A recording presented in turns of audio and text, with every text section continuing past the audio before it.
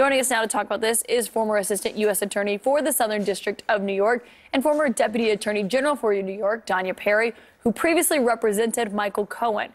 All of those qualifications, of course, make you the perfect person to weigh in on this. You think it's significant that David Pecker went and testified for a second time yesterday. What do you think the significance of that is?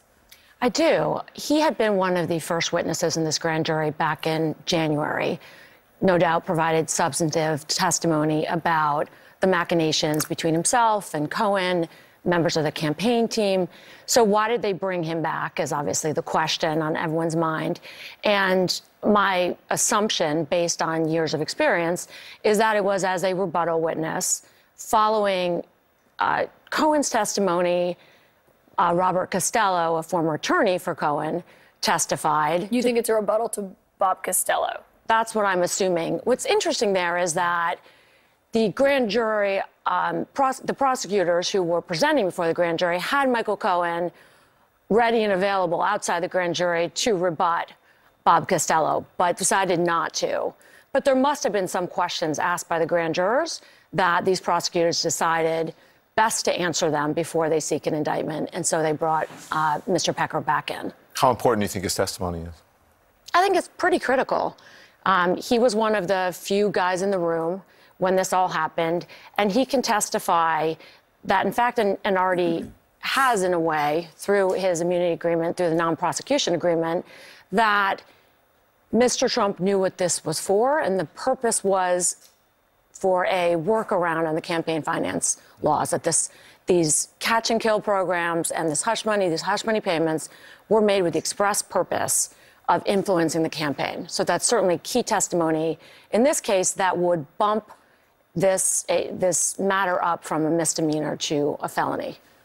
And so what we're seeing here with, and I should note, Trump was on Fox News last night. He did an interview with Sean Hannity. He was talking about Bob Costello, saying that he didn't know him, but essentially estimating, in his view, which he doesn't know what Bob Costello said exactly either, is that Costello's testimony was devastating to what Michael Cohen has said, essentially pitting these people against each other. We all know Michael Cohen is a questionable witness when it comes to his credibility, but you believe all of this signals, when we put all of this together, that this is coming to an end, that this probe is coming to an end? I think this was almost certainly the last nail in the coffin. When the prosecution provides an opportunity for the defendant to provide a defense witness, that's usually the end of it. They have the opportunity, they being the prosecutors, are able to call a rebuttal witness, and that's really it. There's nothing more that needs to happen. So I do think the prosecutors will put this to a vote. You know, it's anyone's guess when. The grand jury is meeting tomorrow, could be tomorrow, because there's really nothing more to do. So as long as they have a quorum of 16 grand jurors tomorrow, they can, and I believe likely will, put that to a vote. The only caveat to that is, of course, the unusual logistics that are involved in indicting and arresting a former president, and the security issues that go with that, in large part of Trump's own doing.